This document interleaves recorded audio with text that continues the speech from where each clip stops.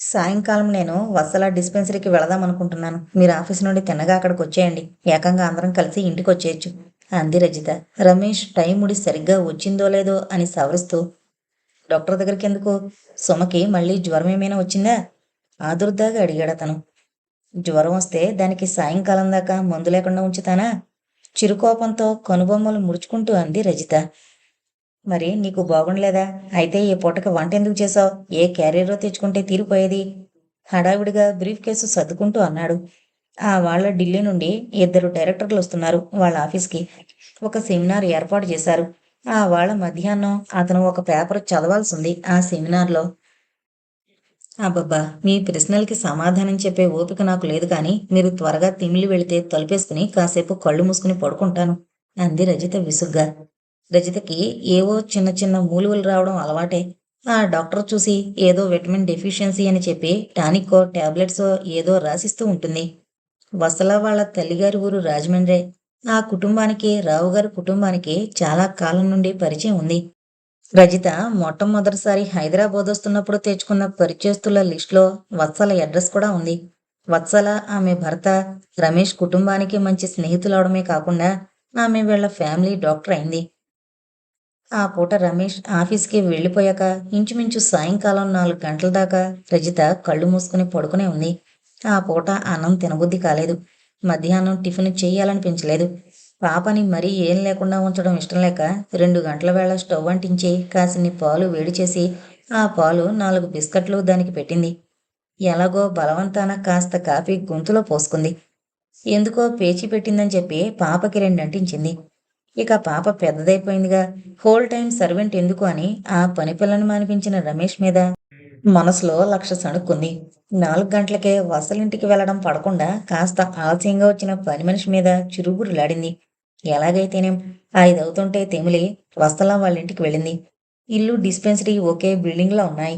సాయంకాలం 5:30 దాకా డిస్పెన్సరీ తలుపులు తెరవబడవు. కానీ ఇలా తెలిసిన వారెవరైనా వస్తే కన్సల్టింగ్ టైం కాకపోయినా చూసి కాసేపు మాట్లాడుతూ కూర్చుంటుందామె. రజితని పరీక్ష చేసి ఆమె అనుమానం నిజమే అని చెప్పింది. రమేష్ రాగానే అతని కంగ్రాచ్యులేట్ చేస్తూ, ఒక పాప ఉంది కనుక ఈసారి బాబు అయితే బాగుంటుంది కదండి అంది నవ్వుతూ. కాసేపు ఆ కబురు ఈ కబురు చెప్పుకున్నాక వత్సల భర్త కూడా ఆఫీసు నుండి వచ్చాక అంతా కలిసి కాఫీ తాగి వత్సల అటు డిస్పెన్సరీ వైపు వెళ్ళిపోతే రమేష్ వాళ్ళు వీధి వైపు వచ్చేశారు. కొన్నాళ్ళైనా రజితకి బాగా విశ్రాంతి ఇవ్వాలని పాపని చూసుకోవడం, రజితకి పని పాటల్లో సహాయం చేయడం ప్రారంభించాడు రమేష్. 2 నెలలు గడిచేసరికి రజిత ఆరోగ్యం బాగైంది. అయితే ఈ మధ్య కొద్ది రోజులుగా రమేష్ ఒంట్లో అదోలా ఉంటోంది. తరచూ తలనొప్పి రావడం, మధ్య మధ్య కడుపులో మంట ప్రారంభమైంది. మొదట్లో అదే పోతుందిలే అని అశ్రద్ధ చేసిన తర్వాత డాక్టర్కి చెప్పారు. గ్యాస్ట్రిక్ ట్రబుల్ ప్రారంభ దశలో ఉందని, ఈ సమయంలోనే కాస్త పథ్యంగా భోంచేసి మందు తీసుకుంటే తగ్గిపోతుందని, లేకపోతే చివరికి అల్సర్స్ అయ్యే ప్రమాదం కూడా ఉందని చెప్పింది వసల. డాక్టర్ చెప్పిన మాటలు వినేసరికి రమేష్కి, రజిత కూడా చాలా భయం వేసింది. ఆమె చెప్పిన దానికంటే ఎక్కువ జాగ్రత్తలు తీసుకోవడం ప్రారంభించారు. అదర్వుల్లో పులుపు పూర్తిగా మానేశాడు. కారమైన అతి స్వల్పంగా, అసలు ఉందో లేదో అన్నట్లు వేయమనేవాడు. ఇంకా దోశలు, వడలు లాంటి టిఫిన్లకి పూర్తిగా స్వస్తి చెప్పి కేవలం ఇడ్లీ మాత్రమే తీసుకోవడం మొదలుపెట్టాడు. 7 నెలల గర్భిణి రజితకి తన వంటతో పాటు రమేష్కి వేరే ప్రత్యేకంగా చేసి పెట్టాలంటే కష్టంగానే ఉండేది. పోనీ అని తను కూడా అదే తిని గడుపుదామనుకుంటే ఆమె నోటికి అవి కాస్త కూడా హితవలేక అసలు ముద్ద నోటికే పోయేది కాదు. పోనీ రమేష్కే తను తినేదే పెడదామంటే డాక్టర్ వార్నింగ్ గుర్తుకొచ్చి భయం వేసేది. రజీ, నువ్వసలు చేసుకోలేకపోతున్నావు. మా అమ్మని రమ్మని రాస్తాను మనకి సహాయంగా ఉండడానికి అనేవాడు రమేష్. ఈ సమయంలో ఆవిడ మాత్రం ఎలా వస్తారు? వైద్యుకి పబ్లిక్ పరీక్షలు ఇంకా నెలలాళ్ళున్నాయి. ఇల్లు ఆ పిల్ల మీద వదిలిపెట్టొస్తే ఇటు వంట అటు చదువు ఎలా చూసుకుంటుంది పాపం. ఎలాగో మరో నెల తంటాలు పడతానులేండి. మరింకా ఆ తర్వాతనైనా నేను ఊరికి వెళ్ళడమా, ఇక్కడే ఉండిపోవడమా అని ఆలోచిస్తున్నాను. ఒక నెల అయ్యాక అమ్మ ఎలాగో వస్తుంది కనుక నువ్వు ఇక్కడే ఉండిపోయినా ఇబ్బంది ఉండదు. మనకి తెలిసిన డాక్టర్లున్నారు. మెటర్నిటీ హోమ్లున్నాయి. ఇంట్లో పని మనిషి, చేతిలో స్కూటరు. అమ్మకి నీకు కూడా ఎలాంటి ఇబ్బంది ఉండదు. ఆవిడ వస్తే నేను ఇక్కడ ఉండడం ఎందుకులేండి, రాజమండ్రి వెళ్ళిపోతాను. ఆవిడొచ్చి ఉండడానికి వీలవుతుందో కాదో. మీరీ స్థితిలో హోటల్ భోజనం ఎలా చేస్తారు అన్న ఉద్దేశంతో అన్నానంతే. అయినా ఒకసారి మీ నాన్నగారికి ఉత్తరం రాయండి అంది రజిత. పోనీ మీ ఇంట్లో వంటవాడు ఎలాగో ఉన్నాడు కనుక మీ మమ్మీ వచ్చి 2-3 నెలలు ఉండగలరేమో కనుక్కో అన్నాడు రమేష్. అంత క్రితమే తండ్రి జ్వరపడి లేచి ఇంకా నీరసంగా ఉన్నారన్న విషయం గుర్తుకొచ్చి, అలాంటి స్థితిలో తల్లి దగ్గర తండ్రి ఉండడమే మంచిది కానీ చిన్నపిల్ల వైద్యం ఏమీ చేయలేదేమోనన్న సంశయంతో, ముందు మీరు ఉత్తరం రాసి కనుక్కోండి, ఆ తర్వాత అన్నీ ఆలోచించుకుందాం అంది రజిత. అలాగే ఉత్తరం రాశాడు రమేష్. నాకేం భయం లేదు, నువ్వెళ్ళు అని మూర్తిగారన్నా కాస్త వయసైపోయి జ్వరపడి లేచిన మనిషిని చిన్నపిల్ల మీద వదిలేసి తను వెళ్ళి కొడుకింట్లో 3-4 నెలలు ఉండాలంటే శారదాంబకి ఎలాగో అనిపించింది. అలాగని అనారోగ్యంగా ఉన్న కొడుకుని హోటల్ భోజనంతో కాలక్షేపం చేయమనడానికి ప్రాణం ఒప్పలేదు.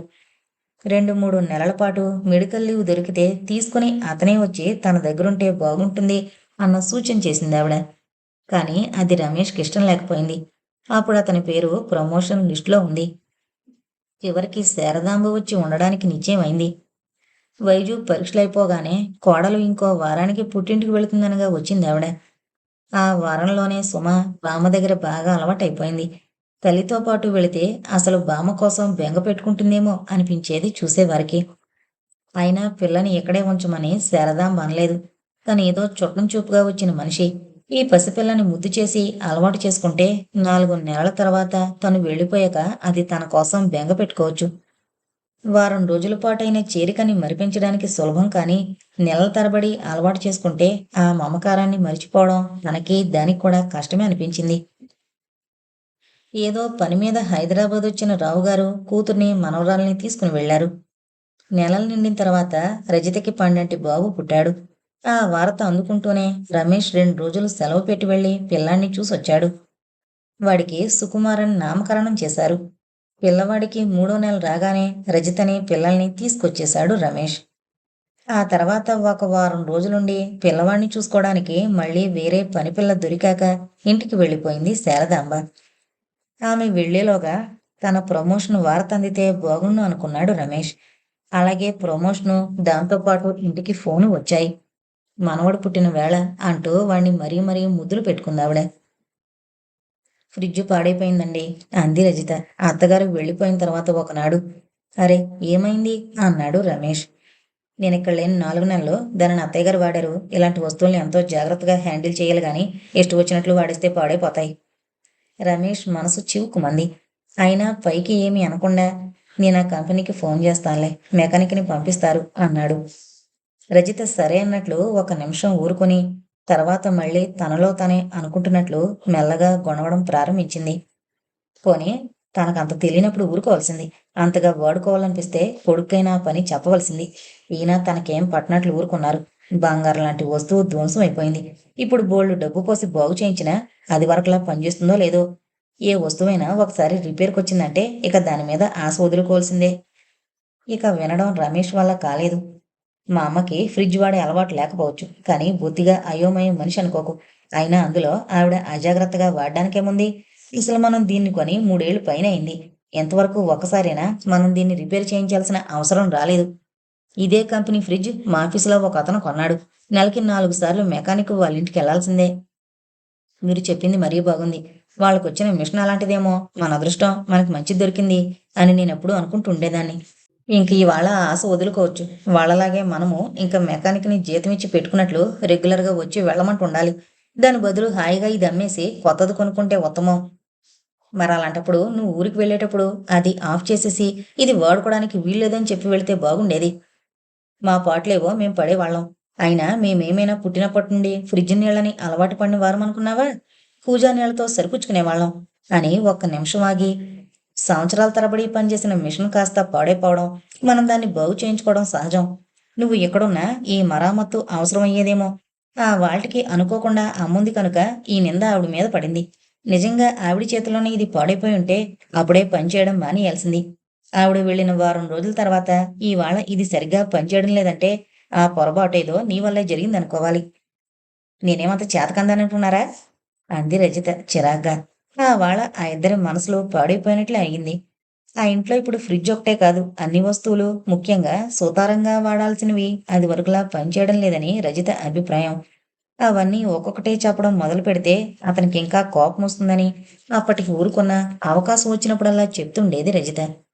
ఇక్కడికొచ్చి 4 నెలలు ఉన్నందుకు తన తల్లి ఇలాంటి మాట అనిపించుకోవాల్సొచ్చిందే అని రమేష్ బాధపడేవాడు. తాను 4 నెలలు ఊర్లో లేకపోయేసరికి ఇల్లంతా ఒక కొలుక్కొచ్చిందని రజిత బాధపడేది. చివరికి అవన్నీ కొద్ది రోజుల పాటు ఆ భార్యాభర్తల మధ్య మనస్తాపానికి కారణమయ్యాయంతే. సుమకి 4 సంవత్సరాలు నిండాయి. సుకుమార్ ఏడాది పిల్లవాడయ్యాడు. పిల్లవాడిని చూసుకోవడానికి ప్రత్యేకంగా పెట్టుకున్న పని మనిషిని తీసేస్తానన్నాడు రమేష్. ప్రత్యేకం చంటిపిల్లని చూసుకోవడానికి నెలకి 60-70 రూపాయలు ఖర్చు చేస్తూ ఒక మనిషిని పెట్టుకునే తాహతు మనకు లేదని, అది వరకు సుమ కోసం పెట్టిన పని మనిషిని అలాగే తీసేశాడు. కానీ ఈసారి మాత్రం రజిత ఒప్పుకోలేదు. ఇద్దరు పిల్లల్ని చూసుకోవడం నా వల్ల కాదు. పోనీ అంటే 100కైనా మనిషి లేదు. పై పనులు చేసి పెట్టడానికి ఎలాగో ఒక పనిపిల్ల దొరికింది కదా అని నేను సంబరపడుతుంటే మీరు దాన్ని కూడా మానిపిచ్చేస్తానంటారేంటి? ఇంట్లో పనికే కాకుండా రేపు సుమని స్కూల్లో చేర్పిస్తే దగ్గరుండి తీసుకెళ్ళడానికి, తీసుకురావడానికి మనిషుండొద్దు అంది. చెప్పడం మర్చిపోయాను. పాపని 1-2 సంవత్సరాలు మన కాలనీలో ఉన్న బాలమందిర్లో చదివిద్దాం. ఈలోగా మరో మంచి కాన్వెంట్లో సీటు కోసం ప్రయత్నిద్దాం.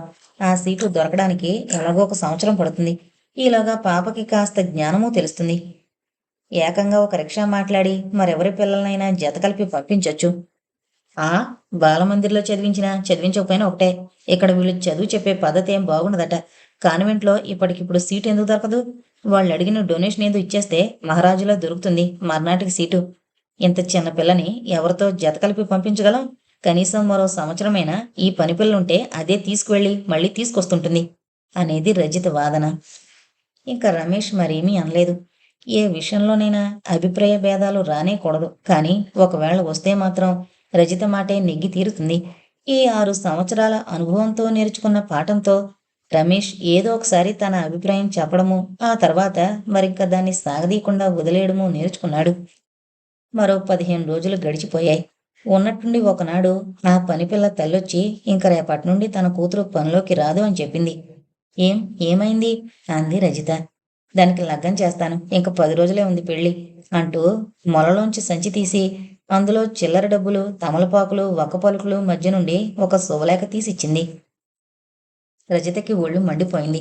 అది పెళ్లి చేసుకుని వెళ్ళిపోతున్నందుకు కాదు, శుభలేఖలు కూడా అచ్చు వేయించి అన్నీ నిర్ణయం అయిపోయిందాకా తనకి చెప్పనందుకు.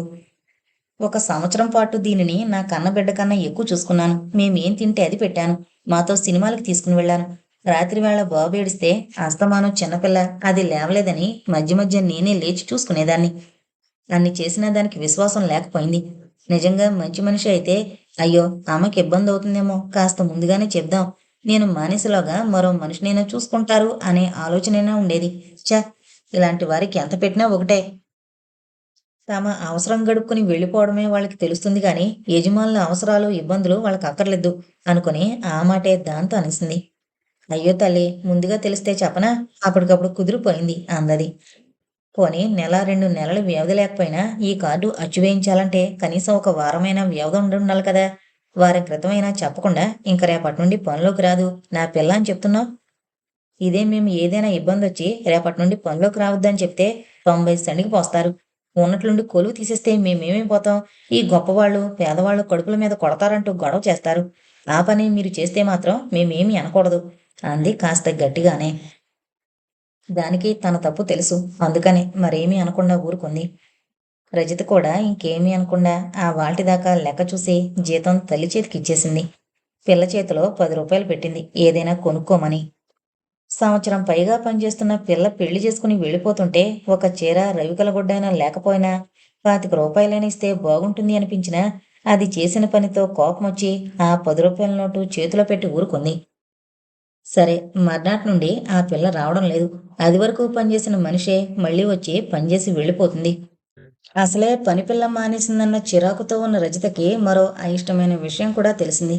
సుమని చేర్పించాలి అనుకుంటున్న కాన్వెంట్కి వెళ్ళి కనుక్కుంటే ఈ సంవత్సరానికి ఇంకా సీట్లు లేవని, వచ్చే జనవరిలో అప్లికేషన్ పెట్టి డొనేషన్ కడితే ఆ పై సంవత్సరం తప్పకుండా సీట్ ఇస్తామని చెప్పారు వాళ్ళు.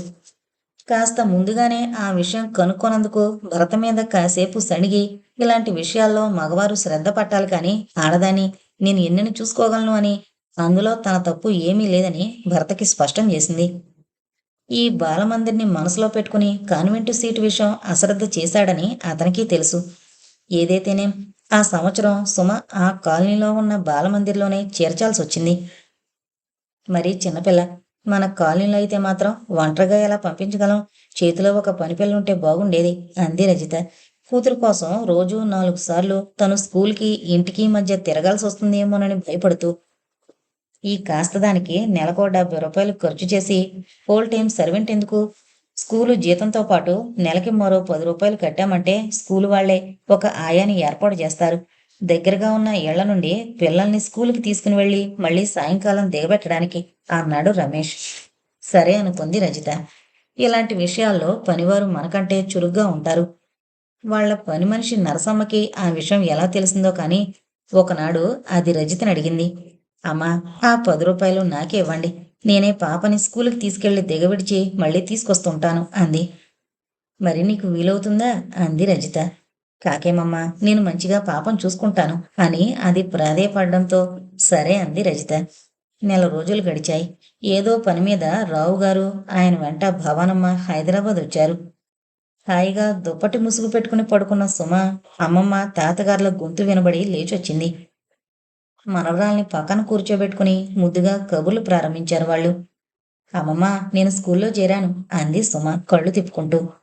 సుమ బంగారు తల్లి, అప్పుడే స్కూల్లో చేరిపోయింది అంటూ దాని బొగ్గపుణికి ముద్దు పెట్టుకుని, స్కూలు దగ్గరేనా, ఎలా వెళుతుంది అని కూతుర్ని అడిగింది భవానమ్మ. దగ్గరేలే, అయినా ఆయా ఉంది, భయం లేదు అంది రజిత. నాకు ఆయా ఎక్కడుందమ్మా అంది సుమ చటుక్కున. అందరూ తెల్లబోయారు ఒక క్షణం. అల్లుడు డబ్బు ఖర్చుకి వెరచి పసిపిల్లనొక్కదాన్నే స్కూలుకి పంపిస్తున్నాడని, అది కప్పిపుచ్చుకోవడానికి కూతురేదో కల్పించి చెప్తోందని అనిపించింది రావుగారికి, భావనమ్మ కూడా. ఆ క్షణంలో వాళ్ళిద్దరికీ అల్లుడి మీద పీకల దాకా కోపం, కూతురి మీద మనవరాల మీద పుట్టెడు జాలి ముంచుకునొచ్చాయి. వాళ్ళు ఏదో అనేలోపునే రజితే అంది విస్మయంగా. అదేంటే, నీకు ఆయా లేదు?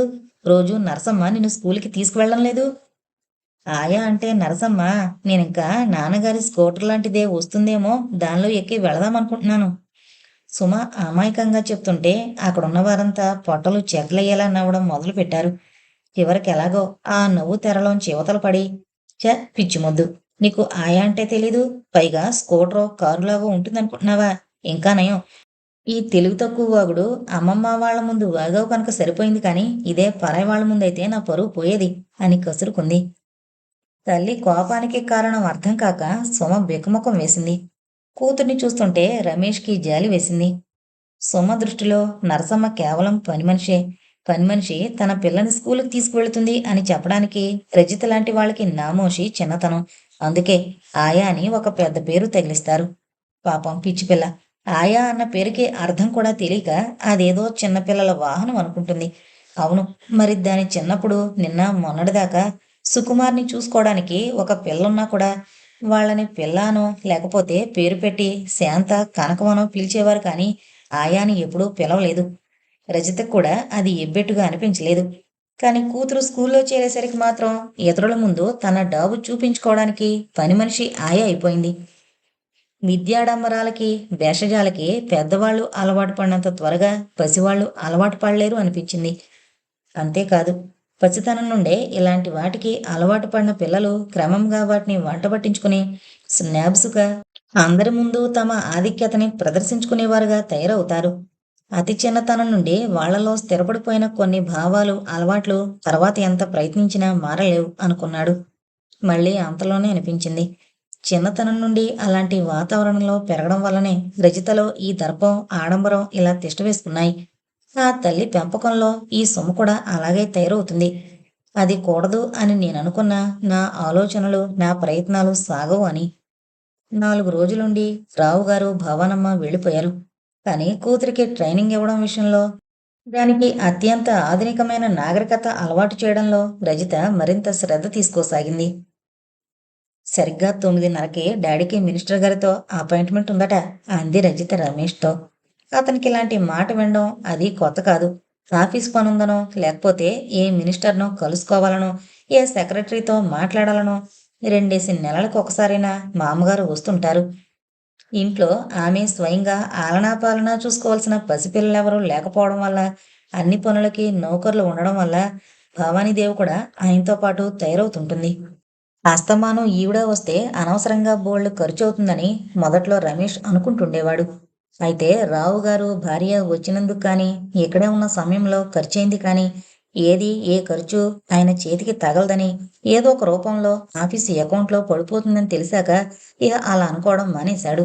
కానీ వాళ్ళకి ఖర్చుకి కాకపోయినా అతనికి మాత్రం ఆ 4, 5 రోజులు ఒకలా కష్టంగానే ఉంటోంది. ఉదయం లేచిన తర్వాత కాఫీ ఇవ్వడం దగ్గర నుండి స్నానం, భోజనం అన్నింటికీ తండ్రి విషయంలోనే ప్రాముఖ్యం ఇస్తోంది రజిత.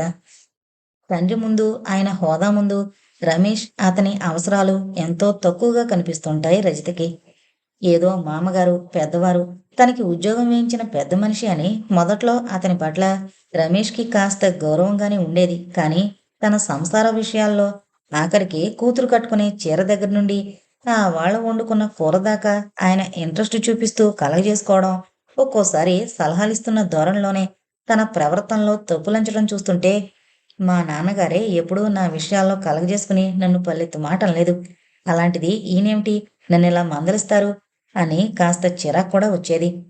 భర్త ముఖ కవళికల్ని కనిపెట్టినట్టే ఒక్కోసారి రజిత అంటుండేది. మా వాళ్ళు తరచూ వచ్చి ఇక్కడ ఉండడం మీకు కాస్త కష్టంగా ఉన్నట్లుంది. వాళ్ళొచ్చేది ఏ 2, 3 నెలలకో, ఉండేది 3, 4 రోజులు మాత్రమే. ఆ భాగ్యానికి ప్రతి నెల మనకి అచ్చి ఉన్నట్లు నెలకి రూ. 100 ఇంటద్దె కోసం ఇస్తున్నారు కదా! మనం ఇంత పెద్దిల్లు అద్దెకి తీసుకుని ఈ మాత్రం సుఖంగా, దర్జాగా బ్రతకగలిగేవారమంటారా? అనేది. ఆ మాట నిజమే. ఇప్పుడు వాళ్ళుంటున్న ఇంటికి 2 బెడ్‌రూమ్సు, ఒక drawing room, dining room, kitchen అన్నీ ఉన్నాయి. మామూలుగా ఉండే బాత్రూమ్ కాక బెడ్‌రూమ్స్‌కి రెండింటికి కలిపి మరో బాత్రూమ్ కూడా ఉంది. ఇన్ని సౌకర్యాలు ఉండడం వల్లే పిల్లలకి వేరే బెడ్‌రూమ్, తమకి వేరే బెడ్‌రూమ్ అమర్చుకోగలిగారు. మామగారు, అత్తగారు వచ్చినప్పుడు మాత్రం ఆ పిల్లల రూమ్ వాళ్ళకి గెస్ట్ రూమ్‌గా మారుతుందే కానీ, మిగిలిన సమయమంతా తామే వాడుకుంటున్నారు. పోనీలే, ఏదో అద్దెకు కలిసొస్తోందని రమేష్ కూడా అప్పుడప్పుడు సరిపెట్టుకునేవాడు. ఒక్కసారి మాత్రం మరీ తికరేగినప్పుడు ఆయన ఆ అద్దె ఇవ్వకుండా నా నెత్తి మీద ఎక్కకుండా హాయిగా ఏ హోటల్లోనో అదివరకులా ఉంటే ఇద్దరికీ తెరుపుగా ఉంటుంది అనుకునేవాడు. కానీ ఆ మాటలు పైకనడానికి మాత్రం సంస్కారం లాంటిదేదో అడ్డొచ్చి తన కోపం తానే దిగమింగుకునేవాడు. ఆ వాళ్ళ ఇంకా నిద్ర మంచం మీద నుండి లేస్తూనే భార్య చేసిన హెచ్చరిక వినేసరికి రమేష్‌కి ఒళ్ళు మండిపోయినట్లయింది. ఆవాళ అతను ఆఫీస్‌కి త్వరగా వెళ్లాల్సుంది. ఇన్స్‌పెక్షన్ జరుగుతోంది. ఇవాళ ఈవిడ గారు వాళ్ళ నాన్నగారిని ముస్తాబు చేసి భోజనం పెట్టి బయటకు పంపిస్తేనే కానీ నాకు స్నానానికి కూడా దిక్కుండదు అనుకున్నాడు. అలాగే అయింది. డాడీతో మమ్మీ కూడా వెళ్ళాలట, తనకి ఏదో పనుందట అంటూ హడావుడి పడిపోతూ వాళ్ళకి స్నానానికి, భోజనానికి ఏర్పాట్లు చేసేసింది రజిత. వాళ్ళు, వాళ్ళతో పాటు పిల్లలు అన్నం తినడం అయింది. టైము 9 కావస్తోంది. మీరు స్కూటర్ మీద కాస్త త్వరగా వెళ్ళి ఒక టాక్సీ తెచ్చిపెట్టండి ఆజ్ఞాపిస్తున్నట్లుగా పురమాయించింది రజిత. రమేష్ పైకి ఏమీ అనలేక లోలోపలే పొళ్ళు కొరుక్కుంటూ స్కూటర్ బయటికి తీశాడు. అతను ఎంత కంగారు పడినా ఆ వాళ్ళ అదేంటో ఒక టాక్సీ దొరకడానికే 10 నిమిషాలు పట్టింది. ఇంటికి తిరిగొచ్చేసరికి మరో 5 నిమిషాలు ఆలస్యం అయిపోయింది. ఆసరికే చేతి వాచి వంక చూసుకుంటూ ముఖం అప్రసన్నంగా పెట్టుకుని రావుగారు, ఆయన పక్క భవానమ్మ వీధి గేటు దగ్గర నిలబడున్నారు. ఆలస్యమైనందుకు అల్లుణ్ణి ఏమీ అనలేక, ఇంక లాభం లేదోయ్, నీకు కారు ఉండాలి, అప్పుడు ఇంకిలాంటి ఇబ్బంది ఉండదు అంటూ ఆయన ఆ వెనక భవానీదేవి టాక్సీ ఎక్కి కూర్చున్నారు. టాక్సీ కదిలిపోయింది. తండ్రన్న మాట రజిత చెవిన పడలేదు కదా అన్నట్లు బెదురుతూ చుట్టూ చూశాడు రమేష్. సుమని స్కూలుకి పంపే హడావిడిలో లోపలే ఉండిపోయింది రజిత. ఎంతవరకు అదృష్టవంతుణ్ణే, ఆ మాట తన చెవిన పడలేదు. లేకపోతే ఇహ రేపట్నుండి ఈ స్కూటర్ అమ్మి ఒక కారు కొనుక్కోమని నా ప్రాణాలు తీసేది. ఏమైనా అంటే డబ్బు నేను అడ్వాన్స్ చేస్తాను కదా అంటుంది. వడ్డీ లేకుండా అప్పు దొరికింది కదా అని నెలకి రూ. 200 పెట్రోల్ ఖర్చు పెట్టాల్సొచ్చేది నాకు.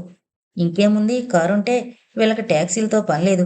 ఇహ వీళ్ళు ఇక్కడ ఉన్నన్ని రోజులు నేను ఆఫీసు కూడా సెలవు పెట్టి వీళ్ళకి డ్రైవర్‌గా తిరగాల్సొచ్చేది అనుకుంటూ లోపలికి వెళ్ళాడు. పిల్లలకి పొద్దుటే పని మనిషి స్నానం చేయించేసింది. కానీ సుమకి జడవేయలేదు. అది స్కూలుకి ఆలస్యమైపోతుందని గోల పెడుతున్నా దాన్ని బలవంతాన కూర్చోబెట్టి యథావిధిగా 2 జడలు వేసి రిబ్బన్లు పెడుతోంది. ఆ దృశ్యం రమేష్‌కి మరీ చిరాకనిపించింది. రజితకైతే ఉదయం నుండి వంట పని హడావిడితో సరిపోయింది. కూతురికి వంటలో సహాయం చేయకపోతే మానే, కాస్త మనవరాలికి జడ వేయడానికైనా తీరిక లేకపోయిందా మా అత్తగారికి అనుకుంటూ బాత్రూంలోకి వెళ్ళి గబగబా స్నానం ముగించొచ్చాడు. అప్పటికే 9:30 అయింది. ఇక భోజనమైనా చెయ్యకుండా అతను ఆఫీసు బట్టలు వేసుకుంటుంటే టేబుల్ మీద అన్నీ సర్ది పెడుతున్న రజిత్ అంది. "ఒక్క నిమిషంలో వడ్డించేస్తాను. ఈలోగా షూ కూడా వేసేసుకోండి" అని. నాకివాళ ఆఫీసులో చచ్చేంత పనుంది. 9:30కే అక్కడ ఉండాల్సింది. ఇప్పటికే ఆలస్యం అయిపోయిందనుకుంటుంటే ఇంకా భోజనం కూడా ఏంటి? మధ్యాహ్నం ఏ క్యాంటీన్‌లోనైనా తింటాంలే అన్నాడు గబగబా టై కట్టుకుంటూ. ఇదిగో వడ్డించేస్తున్నానుగా, ఒక్క 5 నిమిషాల్లో తినేసి వెళ్ళిపోదురుగాని అంది రజిత గబగబా కంచం పెడుతూ. అబ్బబ్బా! నాకు టైం లేదని చెప్పానా? ఇక నన్ను విసిగించుకో చిరాగ్గా అని షూ అందుకున్నాడు. కొత్తగా ఇదొకటి నేర్చుకున్నారు. మాటికి ముందు చిరాకు పడ్డం. మా వాళ్ళు రావడం మీకు అంత ఇష్టం లేకపోతే అదేదో స్పష్టంగా చెప్పొచ్చుగా. నేనేం అలాంటి అర్థంలో అనలేదు. నువ్వు లేనిపోని ఊహించుకోకు. లేని మాటేముంది? తెలుస్తూనే ఉంది మీ ధోరణి. వాళ్ళని ఏమీ అనలేక ఆ చిరాకు నా మీద చూపడం. వాళ్ళేదో గతిలేకొస్తున్నారనుకున్నారా? వాళ్ళొచ్చినా రాకపోయినా నెల తిరిగేసరికి రూ. 100 మీ చేతిలో పోస్తున్నారు. కాకపోతే ఇప్పుడు మీరు ఒకటే అంటారు. వాళ్ళ డబ్బు నాకక్కర్లేదు. వాళ్ళొచ్చి ఇక్కడ ఉండను అక్కర్లేదు అని. ఇప్పుడు మీరు ఏం మాట్లాడినా చెల్లుతుంది. ఎందుకంటే ఇవాళ మీరు నెలకి రూ. 1000 సంపాదించుకుంటున్నారు. నెలకి 300 అద్దె ఇవ్వగలిగే స్థితిలో ఉన్నారు కనుక, మనం తక్కువ స్థితిలో ఉన్నప్పుడు వాళ్ళు మనకు చేసిన సహాయం, మన సౌకర్యాల కోసం వాళ్ళు పడిన తాపత్రయం ఎందుకు గుర్తుంటాయి మీకు? రజిత, అసలే చిరాగ్గా ఉంది ఇవాళ నాకు. నీ మాటలతో నన్నింకా రెచ్చగొట్టకు. నీకు తోచిన విధంగా అనుకోవడం, అవన్నీ అవతల వారు అనుకుంటున్నారని వాళ్ళకి అంటగట్టడం నీకు కొత్తేం కాదు అంటూనే విసురుగా తలుపులు తెరుచుకుని వెళ్ళిపోయాడు రమేష్. రజితకి తలమునకలుగా వచ్చింది కోపం. తను మనసారా ప్రేమించి అత్యంత ఉన్నత స్థానం మీద కూర్చోబెట్టుకుని తండ్రితో పోట్లాడి ఒప్పించి పెళ్లి చేసుకున్న రమేష్ చివరికి సామాన్యమైన మగవాళ్లాగే ప్రవర్తించాడు అనుకుంది. స్త్రీ స్వాతంత్రము, సమాన హక్కులు అని ప్రపంచమంతా చెవులు గింగురుమనేలా ఘోషిస్తున్న ఈ కాలంలో చదువు, సంస్కారమున్న మగవాడు చదువుకున్న ఆడదానిని ప్రేమించి పెళ్లి చేసుకున్న ఇల్లాల్ని చూసే విధం ఇదేనా? ఈయనకి నేనెంత లోకువైపోయాను. నా ఇష్టం వచ్చినట్లు ఊహించుకుని అవి ఇతరుల అభిప్రాయాలుగా వాళ్ళకి అంటగట్టే మూర్ఖురాలా నేను? అవును మరి. తన మనసులో మాట నేను కనిపెట్టేశానని ఉక్రోషం. తల్లి ఎలాగో ఉందని కనిపెట్టిన 2 ఏళ్ల సుకుమారొచ్చి ఆమె ఒడిలో కూర్చుని తనతో మాట్లాడమన్నట్టు ఆమె ముఖం తన వైపుకి తిప్పుకున్నాడు. చిరాగ్గా వాణ్ణి ఒకటి వేయబోయిన రజిత అంతలోనే తమాయించుకుని వాణ్ణెత్తుకుని వంటగదిలోకి వెళ్ళి గిన్నెలు అన్నింటి మీద మూతలు సర్దేసొచ్చింది అన్నం తినాలనిపించక. మధ్యాహ్నం సుమ స్కూల్ నుండి, రమేష్ ఆఫీసు నుండి, రావు వాళ్ళు బయట నుండి వచ్చేసరికి రజిత మొహం కడుక్కుని తలదూకుని కళకళలాడుతూనే కనిపించింది. ఎవరికీ ఎలాంటి అనుమానం రాకూడదని. కానీ రమేష్కి తెలుసు రజితకి తన మీద కోపం పోలేదని. 2 రోజుల తర్వాత రావుగారు ఆవిడ వెళ్ళిపోయారు. రజిత, రమేష్లు మాత్రం ఇంకా ముభావంగానే ఉంటున్నారు. రమేష్ తానే పలకరించి రజితని ప్రసన్నురాల్ని చేసుకోవాలనుకున్నా ఆమె ముఖం తిప్పేసుకుంటుంది. ఈ కోల్డ్ వార్ ఇంకా ఎన్నాళ్ళు సాగుతుందో అని అతను అనుకుంటున్న సమయంలోనే మూర్తిగారి దగ్గర నుండి ఉత్తరం వచ్చింది. వైజు పెళ్ళని. అనుకోకుండా సంబంధం కుదిరి ముదిత పెళ్లి కూడా ఆ నెలలోనే నిశ్చయమైంది. ఆ సందడిలో భర్త మీద కోపం మరిచిపోయి సరదాగా ప్రయాణం అయింది రజిత.